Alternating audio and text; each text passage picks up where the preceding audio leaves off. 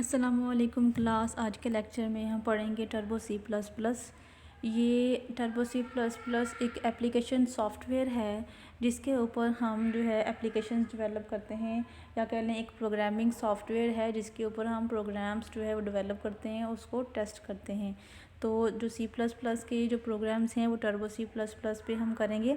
ये हमारे पास एक आईडीई है, आईडी यानी कि इसके ऊपर हम कोडिंग वगैरह करेंगे। ठीक है, तो आज के लेक्चर में हम पढ़ लेते हैं कि हम कौन कौन से टॉपिक्स कवर करेंगे।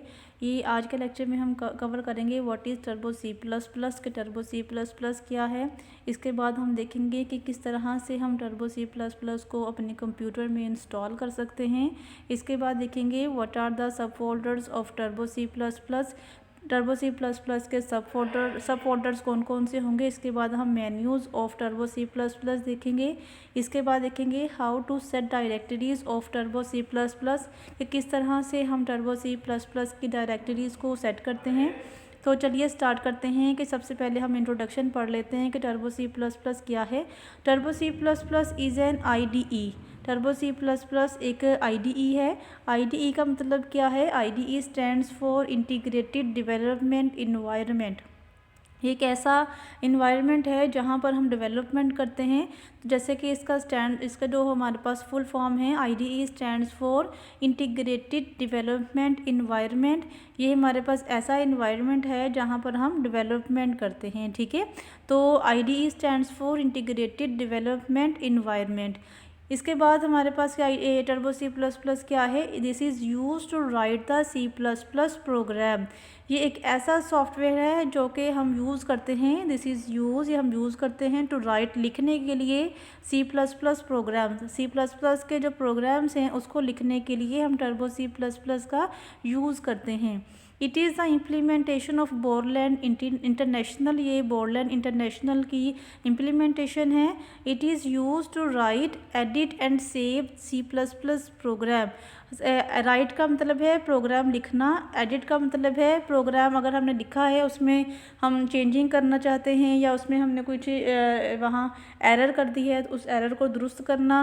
ये सारे प्रोसीजर्स को हम एडिटिंग कहते हैं। ठीक है, अगर हमने सारा प्रोग्राम राइट कर लिया, एडिट कर लिया, उसके बाद हम सेव करना चाहते हैं, तो ये सारे के सारे काम हम सी प्लस प्लस प्रोग्राम के जितने भी काम हैं वो हम टर्बो सी प्लस प्लस के अंदर कर सकते हैं। It also provides a powerful debugger. ये हमें बहुत पावरफुल डीबगर प्रोवाइड करता है। कुछ प्रीवियस लेक्चर्स में मैंने आपको एक बग के बारे में बताया था कि बग क्या है। बग जो हमारे पास एरर होती है, बग जो है उसको हम एरर को बग कह देते हैं। और अगर हम ऐसा प्रोसेस जो कि हम इस एरर को रिमूव करने के लिए करते हैं, उस प्रोसेस को हम डीबगिंग कह देते हैं।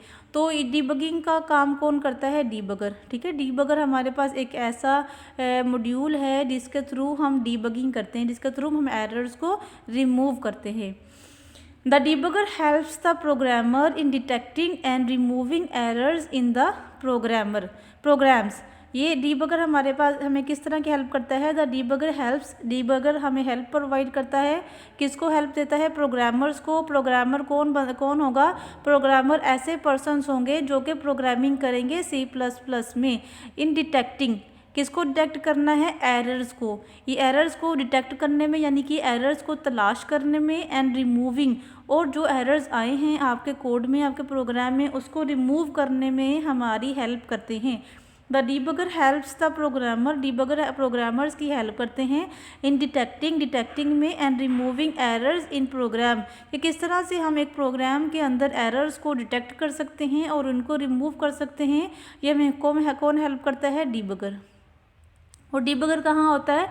Debugger turbo C plus plus में होगा। तो हमने टर्बो सी प्लस प्लस के बारे में तो देख लिया कि टर्बो सी प्लस प्लस क्या है। अब हम देखते हैं कि किस तरह से हम टर्बो सी प्लस प्लस अपने कंप्यूटर में इंस्टॉल कर सकते हैं। There are different types of installers available for Turbo C++ such as Turbo C++ 3.0। हमारे पास बहुत सारे इंस्टॉलर्स हैं Turbo C++ के, उनमें से एक हमारे पास है Turbo C++ 3.0। ये हमारे पास वर्जन्स होते हैं, ठीक है, ये जिनके साथ ये नंबर्स वगैरह लगे होते हैं। 3.0, 6.0, 7 है, इसके लेटेस्ट वर्जन भी आजकल अवेलेबल हैं। तो Turbo C++ 3.0 भी हमारे पास एक वर्जन है Turbo C++ का। तो कोई भी आप लेटेस्ट वर्जन भी ले सकते हैं, आप नेट से भी इसको इंस्टॉल कर सकते हैं। इसके अलावा आप वहाँ मार्केट से सीडी परचेज़ कर सकते हैं Turbo C++ की, जो भी लेटेस्ट वर्जन मिले आप वहाँ उसको परचेज़ कर सकते हैं मार्केट से। The user can follow a simple wizard for installing Turbo C++। इसके अंदर एक विज़र्ड होता है जिसको आप जो है फॉलो करते हैं, उस विज़र्ड को फॉलो करते हुए ना आप Turbo C++ अपने कंप्यूटर में इंस्टॉल कर लेते हैं। यहाँ पर एक फ़ाइल होती है, उसको आप अनजिप करते हैं, अनजिप करने के बाद उसको विज़िट करते हैं और वो जो फ़ाइल होती है अनजिप होने के बाद आपके कंप्यूटर में इंस्टॉल होना स्टार्ट हो जाती है। तो Turbo C++ के जितने भी फीचर्स होंगे वो आपके कंप्यूटर में इंस्टॉल हो जाएंगे। The wizard prompts the user to specify the root folder. ये यूज़र को प्रॉम्प्ट करता है कि आप किस फोल्डर में कि कौन सा रूट फोल्डर होगा और आपकी मीन्स आपकी कौन सी हार्ड डिस्क है, जहाँ पे कौन सी हार्ड ड्राइव है, जहाँ पर आप अपने इस Turbo C++ को कहाँ पे आप इंस्टॉल करना पसंद करेंगे। The default folder is TC। इसका जो Turbo C++ का डिफ़ॉल्ट एक फ़ोल्डर होता है, डिफ़ॉल्ट फोल्डर यानी कि इसके अंदर एक बिल्ट इन फोल्डर होता है जिसको हम इसके अंदर एक बिल्ट इन फोल्डर होगा जिसका नाम TC होगा, ठीक है। TC इसका बिल्ट इन फोल्डर होगा। आपसे सपोज MCQs में या इस तरह से क्वेश्चन भी पूछा जा सकता है कि Turbo C++ का डिफ़ॉल्ट फोल्डर कौन सा है, तो Turbo C++ का डिफ़ॉल्ट फोल्डर जो है वो TC होगा। Some CDs also provides the TC folder that requires no installation processes। कुछ जो CDs हैं वो इस तरह की हैं कि उसके अंदर एक TC फोल्डर पड़ा हुआ है, तो आपने क्या करना होता है, जस्ट आपने उस CD से TC फोल्डर को कॉपी करना है और अपने कंप्यूटर में पेस्ट कर लेना है।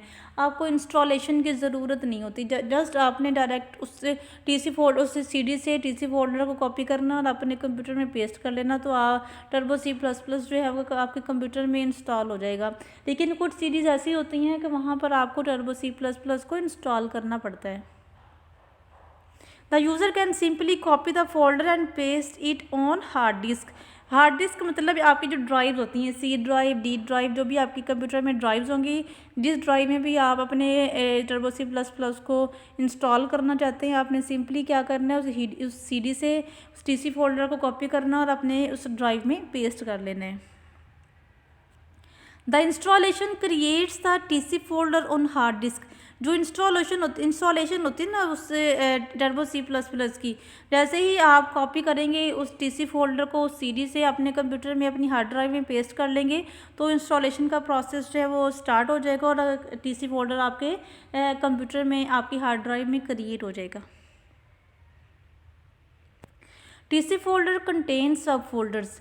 TC फोल्डर में कौन कौन से सब फोल्डर्स होंगे। सब फोल्डर का मतलब क्या है कि एक हमारे पास बड़ा फोल्डर होता है, इस फोल्डर के अंदर बहुत सारे छोटे जो है मल्टीपल फोल्डर्स होते हैं, और जो फोल्डर्स होते हैं ना मुख्तलिफ़ कामों को सर अंजाम देने के लिए बनाए जाते हैं। तो TC जो होगा ये मेन फोल्डर होगा और इसके अंदर सब फोल्डर्स कौन कौन से होंगे।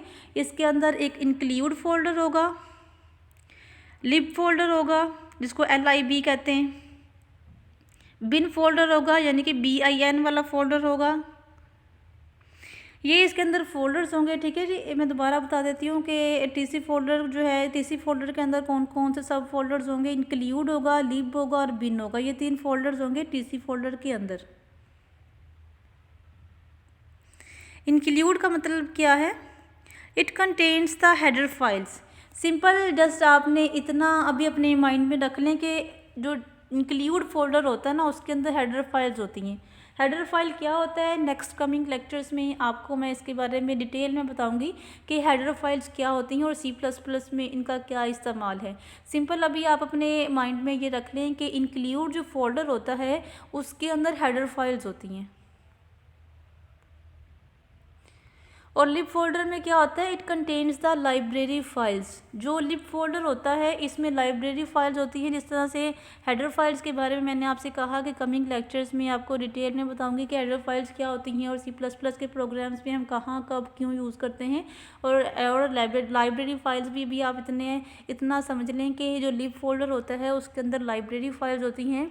और ये हेडर फाइल्स और लाइब्रेरी फाइल्स ये दोनों ही हम C++ के प्रोग्राम्स में यूज़ करते हैं।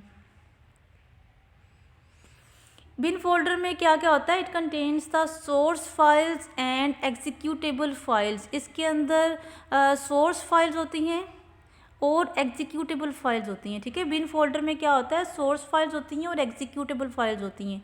तो इंक्लूड फोल्डर में हेडर फाइल्स थी, लिब फोल्डर में लाइब्रेरी फाइल्स थी, और बिन फोल्डर में क्या होता है, source files and executable files. Initialising turbo C++ IDE, इसका मतलब है कि हम किस तरह से यूज़ कर सकते हैं टर्बो C++ IDE को। Go to bin folder in TC folder. जो मैंने आपको पहले बताया था कि TC फोल्डर मेन फोल्डर होगा और बिन फोल्डर जो है वो सब फोल्डर होगा। तो TC फोल्डर के जो बिन फोल्डर है ना, हम उधर जाएंगे। इसके बाद double click on tc.exe file. इसके बाद हम tc.exe फाइल पर डबल क्लिक करेंगे। The Turbo C++ starts and its main window will appear। Turbo C++ start हो जाएगा और इसकी जो मेन विंडो होगी ना वो आपको वहाँ पर आपको अपीयर होगी। जो आपकी विंडो स्क्रीन है ना वहाँ पर टर्बो C++ स्टार्ट हो जाएगा और मेन विंडो पे टर्बो C++ का जो पहला इंटरफेस है ना वो शो होगा। Menus of turbo C++ IDE।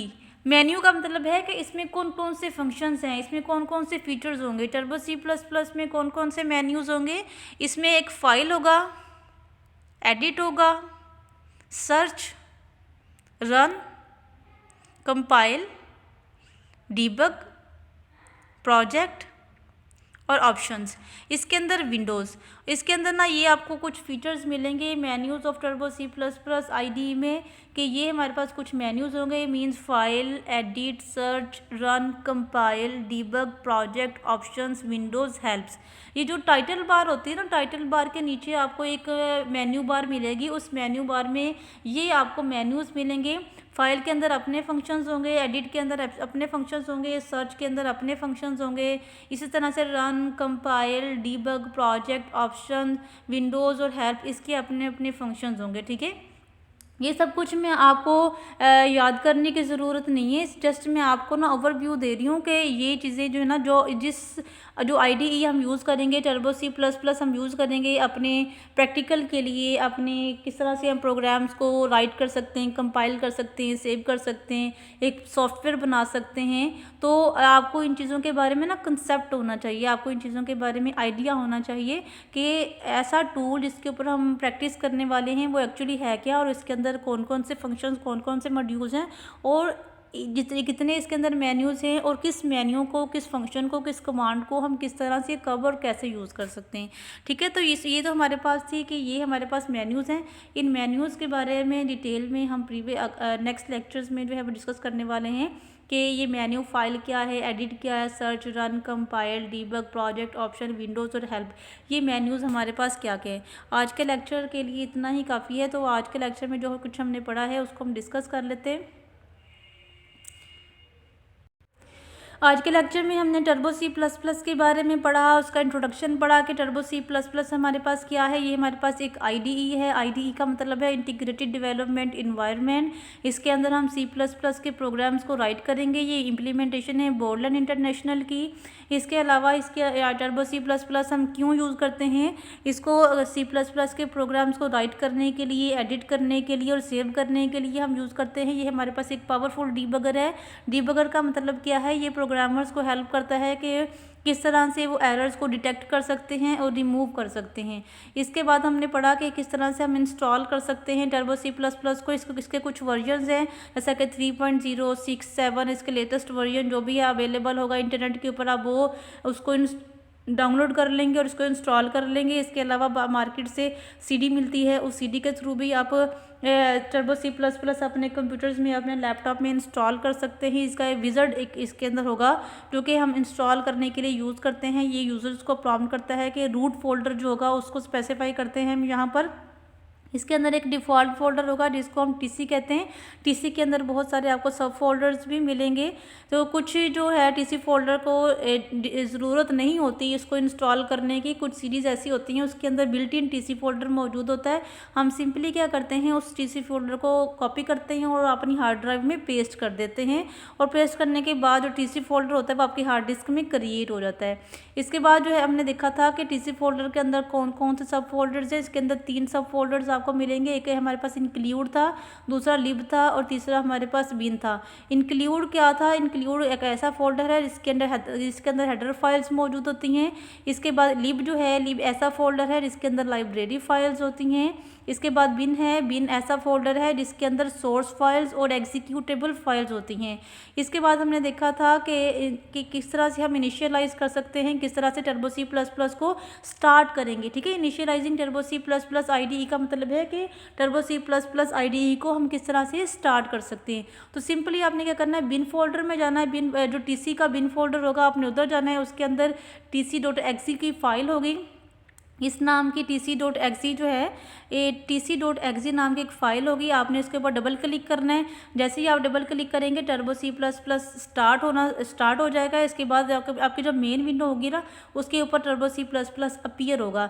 इसके बाद हमने मेन्यूज़ देखे थे कि IDE के अंदर कौन कौन से मेन्यूज़ होते हैं। फाइल होता है, एडिट मेन्यू है, सर्च है, इसके बाद रन है, कंपाइल है, डिबग है, प्रोजेक्ट है, ऑप्शन है, विंडोज़ है और हेल्प है। ये इसके अंदर कुछ मेन्यूज़ होंगे। इन मेन्यूज़ के बारे में नेक्स्ट लेक्चर में हम डिटेल में डिस्कस करेंगे। तो यहाँ तक आपने कॉन्सेप्ट और अच्छी तरह से माइंड में रखिएगा कि टर्बो सी प्लस प्लस क्या है और इसको हम कब क्यों कैसे यूज़ करते हैं। अपना ख्याल रखिएगा, दुआओं में याद रखिएगा। टेक केयर, अल्लाह हाफिज़।